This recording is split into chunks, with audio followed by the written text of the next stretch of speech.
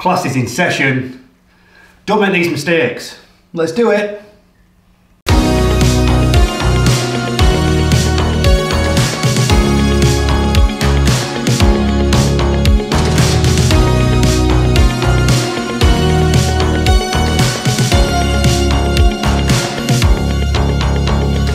Yo, what's going on everybody? Welcome back to the channel. Welcome back to a brand new video. Please, if you're not already, please subscribe below if you're not already, because that'd be awesome. Thanks everybody for getting me all the 2,000 subscribers. That's absolutely blown my mind away, so thank you for that. Make sure you leave a like on this video as well.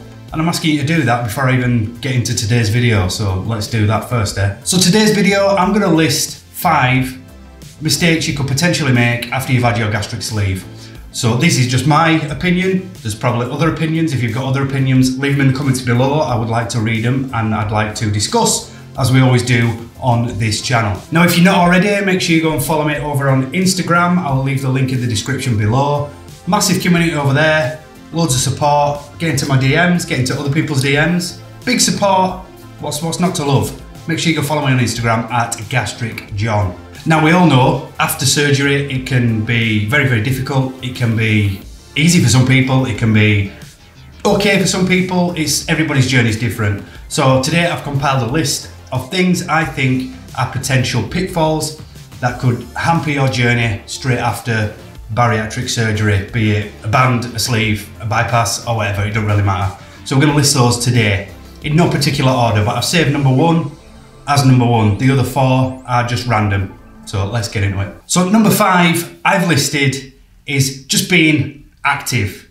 Now, I'm not saying you should be going to the gym and absolutely pumping iron and running on the treadmills for hours a day. If you want to do that, then by all means, go ahead and do that. If that's what you want to do, that's not something I wanted to do. I was wanting to focus more on the nutritional part, but I suppose you do have to stay active. You've got to be mobile and want to put in a tiny bit of effort, so that's what I did. I make sure I go walking plenty, I'm active, I'm up in the morning, I'm doing stuff, I'm pottering around, I'm drumming constantly all week, I'm doing all sorts, but it's never enough to become a chore to make me think I'm actually working out here. It's just the run of the day, run of the mill, kind of moderately active. Now, if a lot of people do like to go to the gym, and like I say, if you want to do that, then absolutely go for it.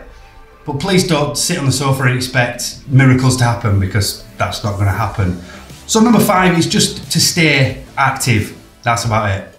Now, I've put in at number 4, like I said, no particular order, not changing your diet. A lot of people, I've seen it online and I've seen it on Instagram and I've seen it many, many places where people still want to eat the foods they used to eat. Now, you haven't just gone through bariatric surgery and had a gastric sleeve or a bypass or whatever it is you've had just to eat the same foods afterwards. Now, it's all about mental preparation. You've got to want to put the effort in to change your routine, change your diet, change the foods you eat. Now, that goes for snacking foods as well. We don't want to be snacking on dead calories and empty calories. So don't do that, I guess. I'm not saying there's anything wrong with having those little bits of foods that you used to eat, just in moderation. Now, I say moderation and I highlight the word moderation.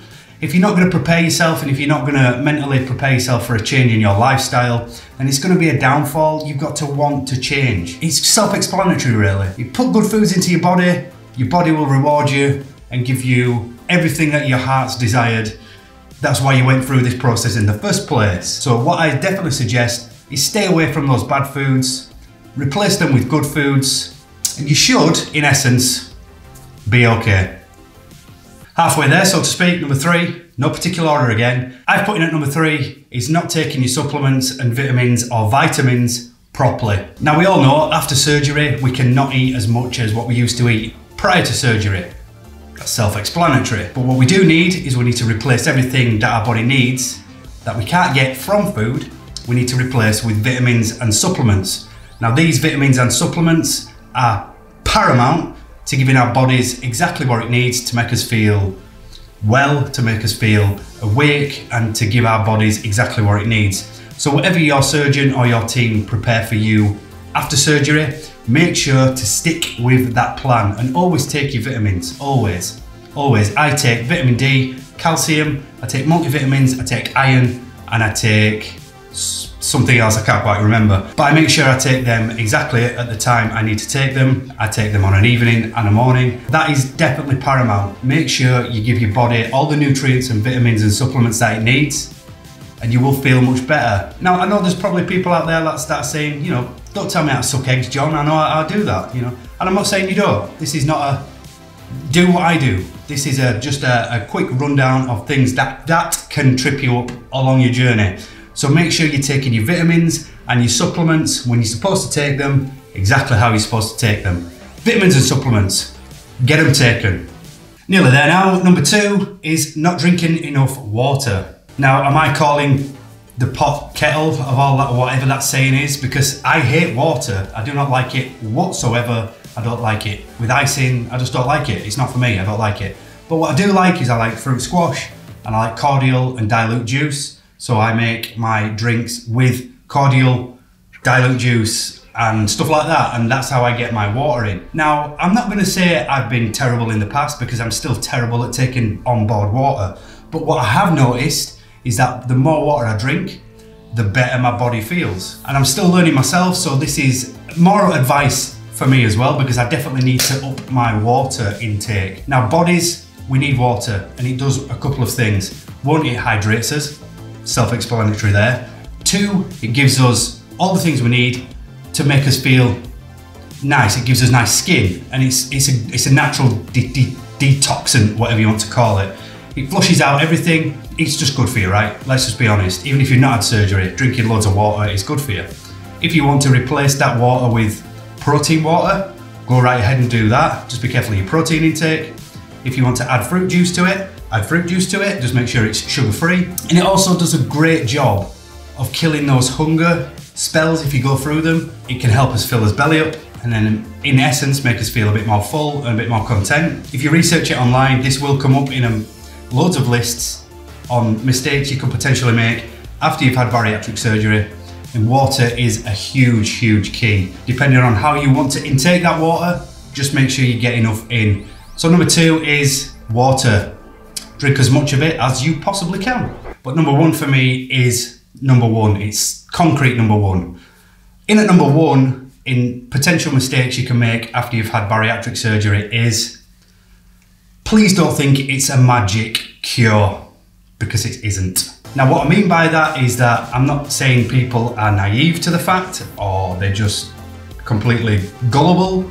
I don't think you are, but I do think maybe quite a lot of people think it's going to cure all their woes and troubles, when in essence, it's really not. You've really got to want to put the work in, and you've got to want to put the effort in, more than you ever have done. Now, going through such a massive procedure makes a lot of people want to put the absolute effort in. Having the procedure done is all well and good, but it is just a tool. You've probably read this countless times online. Google it, they'll probably tell you anywhere and everywhere. It is not a magic cure, it is just a tool. If you use that tool to the best of your ability, it will reward you in absolute abundance. I've said it countless times on this channel. Use it correctly and it will reward you correctly. Treat it well with respect and kindness, and it will show you the equal amounts of respect and kindness in return. Please don't think after surgery, right, I've had this surgery done, now I'm just gonna eat like I used to eat, I'm not gonna be active, and I'm not gonna do anything because it's just a cure. Well, it's not. If you agree with me, leave them in the comments below, because we all know full well it is not a cure. This, on my journey, has been the hardest thing I've ever had to do, but it's been the most rewarding thing that I've ever been through in my entire life. And it's fantastic. I never went into my post-surgery days thinking I was going to be cured of everything. I knew I had to put the absolute most in, give it the most to receive the most. I guess it's just like life. Give it your all and it will give you it back in return. It's not a magic cure, it's just a tool. Use it correctly and you're absolutely winning. So yeah, that was just my 5 list type things of potential hazards and mistakes you could potentially make after you've had a gastric sleeve or any type of bariatric surgery. Stick to those. You've probably got different ones. If you have, leave them in the comments below. Let me know. We want to discuss and talk about all these things. These are just my 5 things that I thought would be potential big hazards that you can avoid easily after bariatric surgery. I hope you enjoyed the video. Please let me know if you've got any other topics you want to discuss in the comments below. Please follow me on Instagram as well at Gastric John. There's loads of people over there. I'm over there. Make sure you come and say hello. If you're not subscribed to the channel, if you found anything valuable out of this video, then please hit the subscribe button below. Click the bell as well so you'll know exactly when I upload a fresh video. Sorry for the late one this time, but they are going to come quite regular now. I've got used to the camera setup and everything. Also, you can join my YouTube channel now. You can become a member of the Gastric squad. There's 2 tiers down there. If you so wish to, you're more than welcome to. It directly support the channel. It will go to helping me make future content. That's going to do it for this one. Thank you so much for watching, and until next time, here comes a spin. My name's John, and I'll see you in a bit.